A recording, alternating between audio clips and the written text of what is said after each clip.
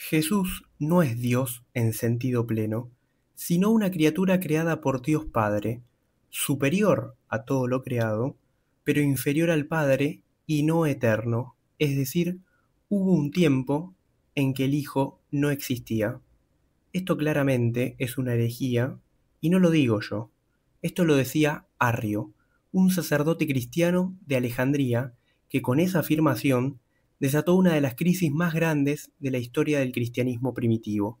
Y esa crisis va a desembocar en el Concilio de Nicea, convocada por el emperador Constantino en el año 325, hace exactamente 1700 años. Pero para entender por qué un emperador romano convoca a cientos de obispos a debatir sobre la naturaleza de Jesús, primero tenemos que retroceder un poco. Vamos a situarnos a fines del siglo III y comienzos del siglo IV, en un mundo romano no en ruinas, pero sí en decadencia. Un mundo que está dejando de ser pagano, pero que todavía no es cristiano. Ahora sí, vamos con el episodio de hoy.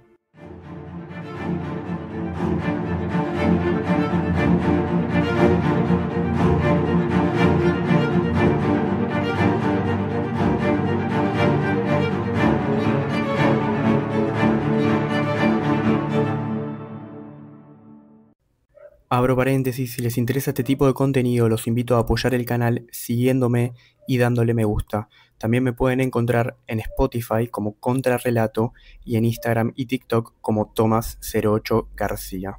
No me voy a meter en todas las cuestiones políticas del imperio, eso lo dejamos para otro episodio. Pero es importante entender que Roma, para ese entonces, estaba desbordada. Guerras civiles, crisis económica, epidemias, inflación, emperadores que duraban meses en el poder y una crisis espiritual como pocas veces se había visto. La religión tradicional romana, con dioses como Júpiter, Marte, Venus, entre otros, estaba profundamente entrelazada con la vida cívica y política. Era un factor de cohesión social y legitimación del poder. El culto al emperador, por ejemplo, reforzaba la autoridad del Estado. Se trataba de una relación contractual con los dioses, pero esos dioses ya no ofrecían respuestas. La religiosidad tradicional se percibía cada vez más vacía y se mostraba cada vez más lejana frente a los problemas concretos de la vida. Los romanos buscaban nuevas formas de sentido y en ese vacío emergen con fuerza los llamados cultos orientales o mistéricos, Mitra, Isis, Cibeles, Serapis, entre otros. Religiones con promesas de salvación, de vida eterna, de sentido, que no exigían ser ciudadano romano, sino que ofrecían una experiencia íntima, emocional, de transformación. Y en ese mismo entramado crecía en silencio el cristianismo. El cristianismo, una fe distinta, no étnica, no local, sino universal, y esto último es clave, que no proponía el culto a un dios del rayo, del sol o de la guerra, sino a un hombre crucificado, a un Mesías que sufre, muere y resucita, que predica el perdón, la humildad, el amor a los enemigos. Un mensaje que no exalta la gloria militar ni el prestigio civil, sino el servicio, la entrega, la cruz.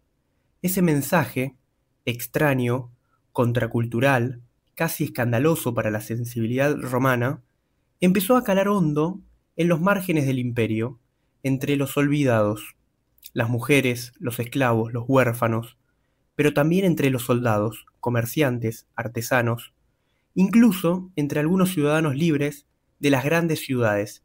El cristianismo era transversal. ¿Por qué? Porque no solo permitía una vida eterna después de la muerte, sino que prometía sentido en esta vida, un sentido que no se obtenía por nacimiento, ni por linaje, ni por ciudadanía romana, sino por la comunión con un Dios que se había hecho hombre. Y esa fe no era un camino individualista, ni una experiencia mística encerrada en templos oscuros.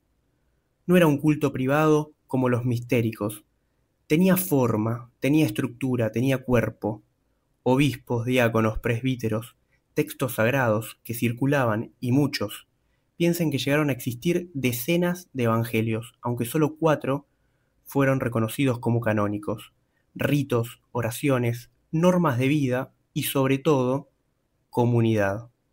Una comunidad tejida desde abajo, que se sostenía mutuamente, que ayudaba a los pobres, que cuidaba a los enfermos, que sepultaba a sus muertos. Una comunidad que empezaba a multiplicarse, sin necesidad de templos oficiales ni reconocimiento estatal. Y eso, claro, incomodaba. Pese a lo que acabo de comentar, tampoco hay que idealizar al cristianismo. Había disputas internas, llegaron a existir decenas de corrientes o grupos cristianos, y no todas estaban en sintonía. Algunos sostenían que Cristo era Dios, otras un profeta más, otros lo veían como un héroe griego, incluso alguien que vino a predicar sobre la iluminación. Este último con una influencia del gnosticismo. El cristianismo no era simplemente una creencia espiritual, era una nueva manera de mirar el mundo, y por lo tanto, una nueva manera de vivir en él, una que desafiaba sin violencia, sin armas, pero con fuerza, los fundamentos sobre los que Roma había edificado su grandeza. Y quiero hacer una aclaración. Ojo, porque algunos cultos mistéricos también tenían dimensiones comunitarias y éticas, como el orfismo o los seguidores de Isis. Roma, pese a que algunas corrientes revisionistas digan lo contrario, era muy tolerante con los otros cultos. Absorbía los cultos de los pueblos conquistados. Había incorporado sin problemas a los dioses griegos, egipcios, orientales. Incluso a los judíos se les había permitido mantener su religión aún cuando se negaban a rendir culto al emperador. Entonces, ¿por qué los cristianos fueron perseguidos con tanta dureza? Porque no era simplemente una nueva religión, era otra lógica, otra jerarquía, otra fidelidad. Los primeros cristianos eran judíos, celebraban las fiestas, iban a la sinagoga, hablaban del Mesías prometido, solo que afirmaban que ese Mesías ya había llegado y que era Jesús de Nazaret. Durante un tiempo, Roma creyó que se trataba de una disputa interna entre judíos, una secta judía, pero tras la destrucción del Templo de Jerusalén en el año 70, la diferenciación se hizo más visible, aunque la separación total entre el cristianismo y los judíos fue un proceso gradual. El cristianismo dejó de ser una rama del judaísmo y empezó a desarrollar una identidad propia, una identidad radical, inasimilable. ¿Qué los hacía peligrosos? No adoraban al emperador, y eso no era simplemente una objeción religiosa, era una objeción política, porque el culto al emperador no era solo una ceremonia simbólica, era un acto de lealtad al imperio, un gesto que unía religiosamente al cuerpo político. Los cristianos se negaban, preferían morir antes que quemar incienso ante la estatua del César, porque para ellos el único Señor era Cristo, y eso, en un mundo donde lo religioso y lo político eran inseparables, era visto como una amenaza. Pero había más. Los cristianos se reunían en secreto, en las casas, en los cementerios, en las afueras, no porque conspiraban, sino porque eran perseguidos. Pero ese secretismo generaba sospechas, y entonces empezaron los rumores, que comían carne humana por la Eucaristía, que practicaban incesto por llamarse hermanos, que adoraban a un asno crucificado, y así un montón de acusaciones. Ahora bien, quiero leerles una cita de un testimonio de época. Minucio Félix, en el siglo III, un cristiano defendiendo su fe frente a las acusaciones, decía esto: se dice que en nuestros ritos degollamos un niño, lo asamos y lo comemos, que en nuestras reuniones apagamos las luces y mezclados todos nos entregamos a un desenfreno impuro. Se nos acusa de incesto, de comer carne humana, de crímenes que ni siquiera se nombran. Esta es una fuente cristiana que responde a calumnias populares, mostrándonos qué tipos de acusaciones circulaban dentro del imperio. Pero el cristianismo seguía expandiéndose, sobre todo, como dije anteriormente, entre los que no tenían nada, porque esa fe les decía que no estaban solos. También proponía una idea impensada, que todos, el César y el mendigo, el general y el esclavo, el patricio y el leproso, eran iguales ante Dios, que no hay ciudadanía romana que valga frente a la dignidad bautismal. Eso ponía en crisis la lógica entera del imperio. su jerarquía, su orden, su culto cívico, su idea de poder, su propia definición de lo sagrado. Y afirmaba algo más, algo que ningún otro culto se atrevía a decir, que su Dios era el único verdadero, que los demás dioses eran falsos, ídolos, y eso, desde la mirada romana, no era simplemente impiedad, era traición.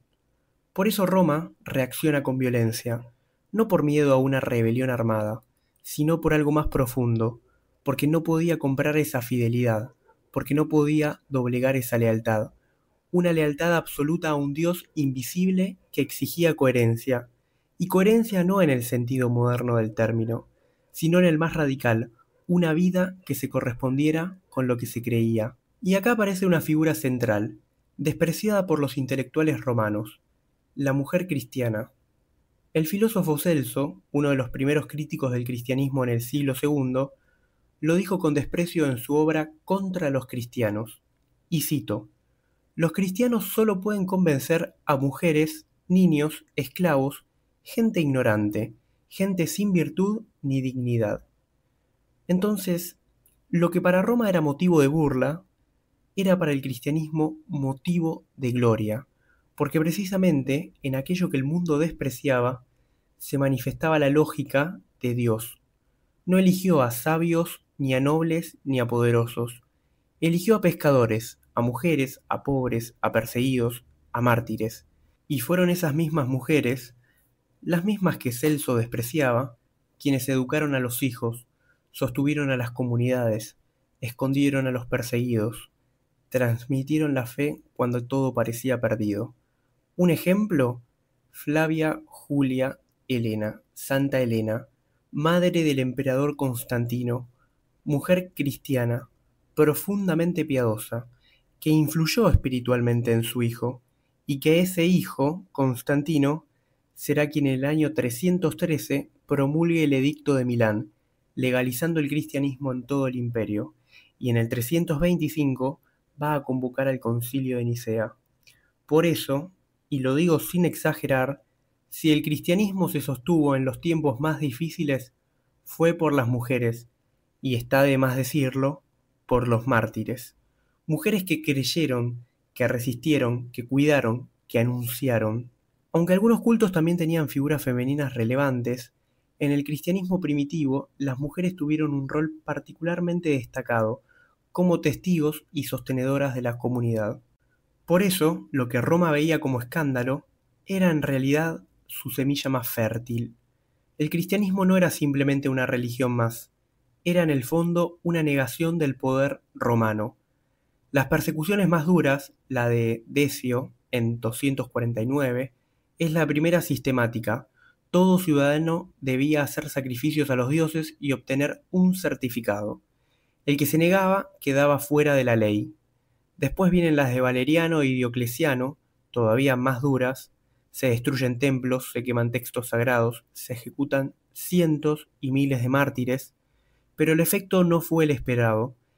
El mártir no asusta, inspira, la fe no se extingue, se fortalece, la sangre de los cristianos se convierte, como dirá Tertuliano, en semilla. Y todo esto, sumado a la crisis económica, a la crisis política, a la crisis social que les comenté, pero la cual no abordé específicamente, nos lleva a la apuesta por el Sol Invictus. En ese contexto, el emperador Aureliano, emperador entre los años 270 y 275, un militar duro, enérgico, que logró estabilizar por un momento al imperio tras años de caos y que entendió con una lucidez casi profética que Roma ya no podía sostenerse solo con legiones y leyes, que hacía falta algo más, algo sagrado, algo que reuniera a todos los pueblos bajo un mismo culto. Y su apuesta fue clara: crear un nuevo culto imperial, un culto solar, el del Sol Invictus. Pero cuidado, el Sol Invictus no era un dios completamente nuevo, era un dios compuesto, una deidad sincrética, construida a partir de otras tradiciones solares. Tomaba elementos de Helios, el dios griego del sol, del sol romano tradicional, ya presente en la religión pública, de Baal de Emesa, una divinidad solar siria muy venerada en la ciudad natal de Aureliano y por el propio Aureliano, y sobre todo tomaba elementos del mistraísmo, una religión mistérica muy popular entre los soldados del imperio. Ahora bien, acá hay que hacer una pausa porque muchos confunden el mitraísmo con el Sol Invictus. El mitraísmo junto al cristianismo le estaban generando un problema al imperio, pero el mitraísmo era un culto profundamente masculino, exclusivo, cerrado. Solo podían participar varones adultos, no se admitían ni mujeres ni niños. Era una religión iniciática, con distintos niveles de acceso, ritos de sangre, banquetes simbólicos, pruebas de valor. En muchas representaciones aparece Mitra sacrificando un toro, símbolo de fuerza y regeneración. Era una religión elitista, viril, marcial, perfecta para un ejército, de ahí que tantos soldados practicaban esta religión, pero imposible para convertir en religión oficial de un imperio que incluía campesinos, madres, ancianos, comerciantes, niños, artesanos, funcionarios, esclavos y todo lo que había en el mundo romano. Ustedes fíjense la diferencia con el cristianismo. Mientras el cristianismo era universal, el mitraísmo era cerrado. Ahora bien, Aureliano toma parte de esa estética y parte de ese simbolismo y lo fusiona. Crea un dios imperial, glorioso, invencible, eterno, un sol que nunca se apaga y lo establece como culto oficial del imperio. Le construye un templo majestuoso en Roma, establece una nueva festividad para celebrar su nacimiento, el 25 de diciembre, una fecha simbólica vinculada al renacer del sol, aunque el solsticio astronómico caía unos días antes. Lo pone en las monedas, lo impone como símbolo de unidad imperial. El Sol Invictus no solo ilumina, garantiza el orden cósmico y político. Es el reflejo celeste del poder de Roma. Una jugada brillante, al menos en papel. Pero no funcionó, porque el Sol Invictus, por más monumental que fuera su templo, era un dios creado desde arriba. Un dios político, y los pueblos, en el fondo, lo sabían. No había relatos conmovedores sobre su vida, no había mártires del Sol Invictus, no había comunidades organizadas en su nombre, no había consuelo en su culto, era un símbolo de poder, no una fuente de redención. Sol Invictus no logró detener lo inevitable. Es que hay una gran diferencia entre imponer un dios y ser transformado por él. Muy bien, entonces llega Constantino. Luego de vencer en el 312, donde se enfrenta a su principal rival Magencio, en la batalla del puente Milvio, a orillas del Tíber, la tradición cuenta que la noche anterior a la batalla Constantino tuvo una visión.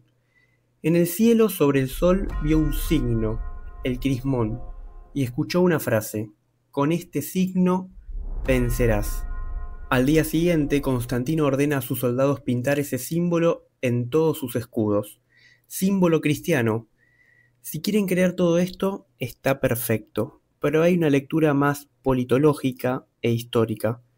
Constantino, como Aureliano, era consciente de la crisis espiritual del imperio y utilizó ese símbolo para elevar la moral de su ejército, sabiendo que muchos de sus soldados eran cristianos, no solo sus propios soldados, sino también los soldados de Magencio. Muchos de ellos eran cristianos, y ver a los soldados de Constantino con el crismón también generó un desequilibrio. Y Constantino y sus hombres finalmente vencen. Un año después, en el 313, Constantino, junto con su colega oriental Licinio, firma el Edicto de Milán. Ese edicto no impone el cristianismo como religión oficial del imperio, pero hace algo sumamente importante: termina con la persecución de los cristianos en el imperio, declara la libertad de culto, devuelve a los cristianos sus bienes, les permite construir templos, organizarse, celebrar sus ritos, los saca de la clandestinidad. Por primera vez, ser cristiano en el Imperio Romano deja de ser un delito.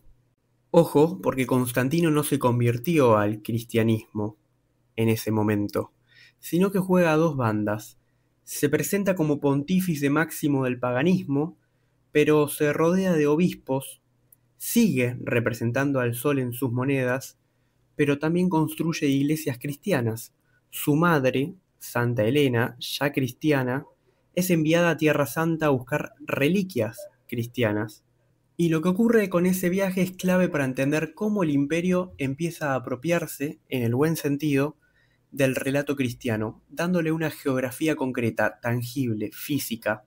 Santa Helena identifica el lugar del Calvario, el Gólgota, donde Cristo fue crucificado, y lo más importante, encuentra el sepulcro vacío. Pero no solo eso, según la tradición, también descubre la vera cruz, la verdadera cruz en la que Jesús fue clavado. ¿Y qué hace? Ordena construir allí una basílica monumental, la Basílica del Santo Sepulcro, el lugar más sagrado del cristianismo. Para poder levantarla se destruye un antiguo templo pagano dedicado a Venus, es decir, la fe cristiana comienza a reclamar el espacio. Pero no se queda ahí. En Belén, donde se cree que nació Jesús, también había otro templo pagano, probablemente dedicado a Adonis, y nuevamente lo manda a derribar y en su lugar se construye otra iglesia clave, la Basílica de la Natividad. Y lo mismo ocurre en el Monte de los Olivos, el lugar donde según los evangelios Cristo asciende al cielo. Allí también se levanta un santuario, la Basílica de la Ascensión. Lo que hace Santa Elena es mucho más que levantar templos, lo que hace es cristianizar el paisaje, darle al cristianismo no solo un credo, no solo una comunidad, sino una tierra, una memoria viva, un mapa espiritual, y eso, en un mundo tan simbólico como el romano, tiene un poder incalculable, porque el cristianismo no solo empieza a hablar en el lenguaje del imperio, también empieza a ocupar su geografía sagrada. Bueno, me desvié un poco de tema, pero les comento que el cristianismo no era un movimiento homogéneo, como dije anteriormente, había muchas corrientes y formas de interpretar quién era Jesús, quién era Cristo. Cuando el cristianismo es legalizado en el imperio, estas corrientes comienzan a crecer en disputa en torno a quién tiene la verdad. El cristianismo, pese al edicto de Milán, seguía siendo un problema para el emperador, sobre todo cuando empieza a cobrar fuerza la figura de un sacerdote, Arrio, un sacerdote de Alejandría que ponía en duda la divinidad plena de Cristo. ¿Era Jesús Dios? ¿Era una criatura? ¿Hubo un tiempo en que el Hijo no existía? Todo esto lo vamos a poder ver en el próximo episodio, porque entender el arrianismo nos va a ayudar a entender por qué Constantino, en el año 325, convoca al Concilio de Nicea, un evento fundacional no solo para la Iglesia, sino para la historia de Occidente y Oriente. Allí se va a definir la fe común, nace el credo niceno-constantinopolitano, condena la herejía de Arrio, se establecen los pilares de lo que hoy conocemos como doctrina católica. Pero la historia no termina ahí, porque la disputa continúa. Los emperadores se siguen dividiendo y recién más de medio siglo después, en el año 380, el emperador Teodosio I junto a Graciano y Valentiniano II promulgan el edicto de Tesalónica, y ahí sí, el cristianismo niceno se convierte en la religión oficial del Imperio Romano. Todo eso lo vamos a ver en el próximo episodio, porque entender el Concilio de Nicea es mucho más que repasar un debate teológico, es entender cómo una fe perseguida se convirtió en fundamento de una civilización de todo Occidente y gran parte de Oriente. Nos estamos escuchando muy pronto en el próximo episodio.